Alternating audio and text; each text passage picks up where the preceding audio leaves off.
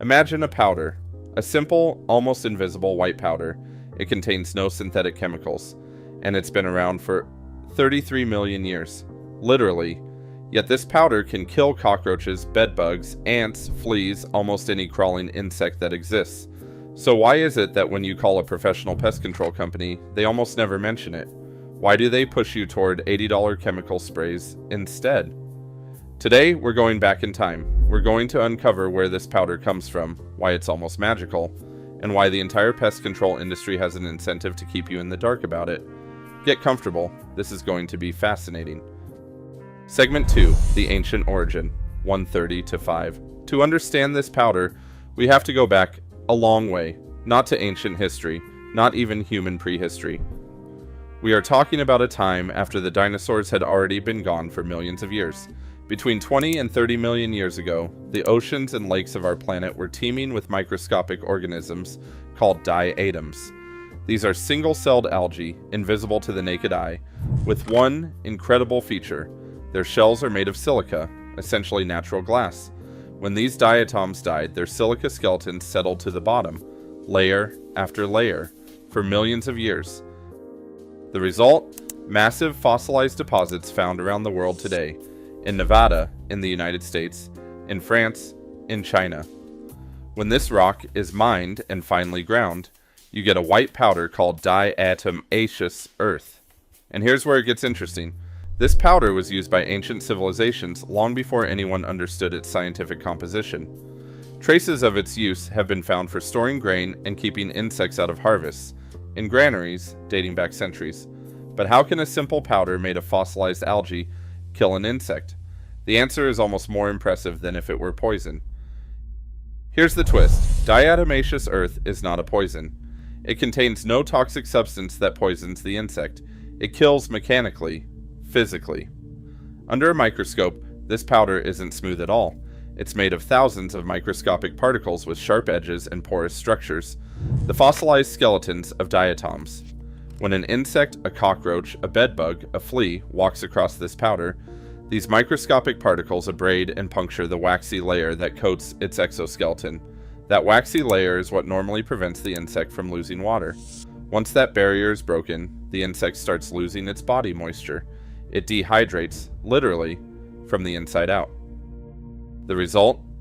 Death by dehydration, typically within 24 to 48 hours, sometimes longer depending on the species and conditions.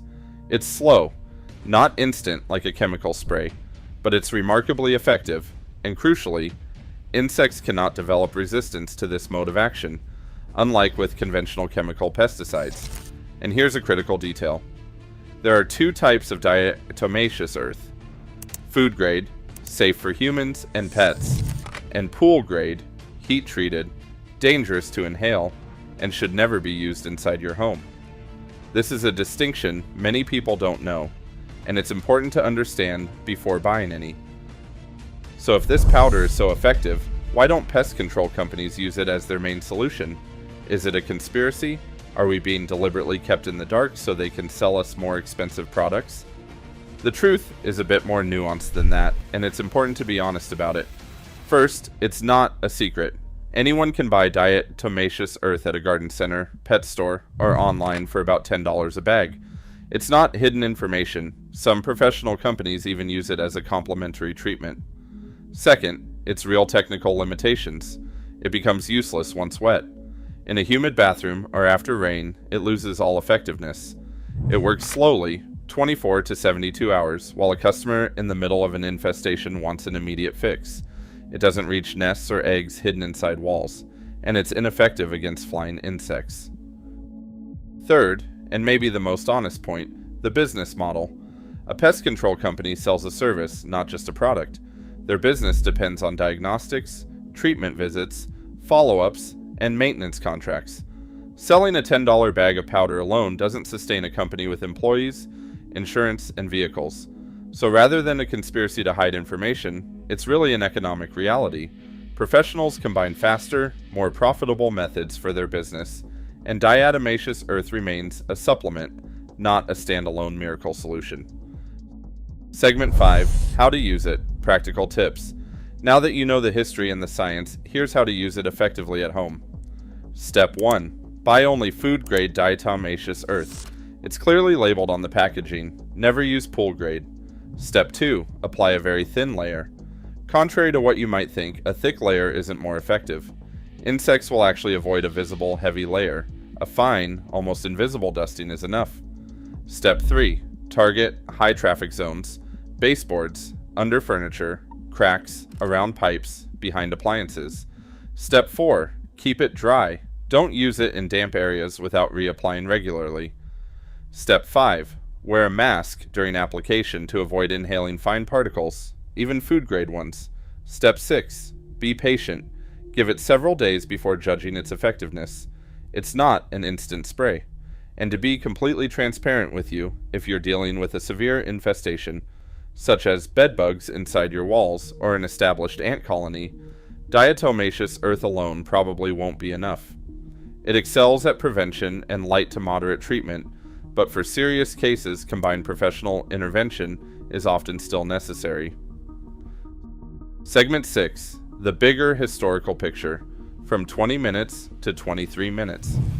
What's fascinating about this powder is that it reminds us of something important about the history of science and natural remedies. Some of the most effective solutions aren't the most modern ones.